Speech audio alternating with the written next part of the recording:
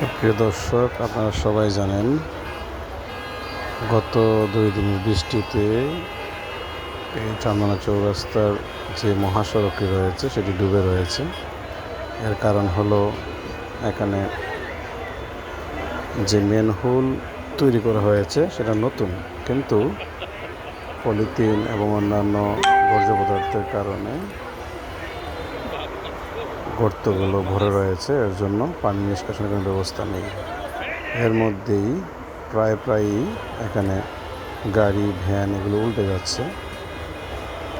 সে প্রেক্ষিতে আজকেও একটি অ্যাক্সিডেন্ট হয়েছে। সেটা হলো, এই যে দেখতে পাচ্ছেন, মাছের গাড়ি নিয়ে যাচ্ছিল, কিন্তু হঠাৎ করে রাস্তায় গাড়িটি উল্টে গেছে। উল্টে গিয়ে তার সকল মাছ রাস্তায় পড়ে গেছে। এখন মাছগুলো তারা এখান থেকে ধরার চেষ্টা করছে, কিন্তু অনেক পানি থাকার কারণে আদৌ সেই সকল মাছ ধরতে পারবে কিনা সেটা কনফিউশনের ব্যাপার। যাই করার চেষ্টা করছে সবাই মিলে কিছু মাছ ধরার, এবং কিছু ধরতে সক্ষম হয়েছে। এই যে দেখতে পাচ্ছেন, এই যে রাস্তায় এই যে মাছ, এখানে অনেক মাছ। এই যে কারফিউ মাছ, মোটামুটি বেশ অনেক বড়ই বলা যায়।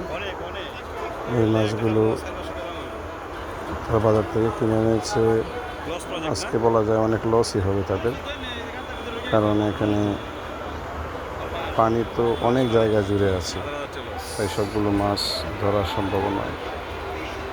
যাই হোক, সকলের শুভবুদ্ধির উদয় হোক। সিটি কর্পোরেশন তাদের নজরে যদি আসে তাহলে বলবো রাস্তাটি সংস্কার করুন।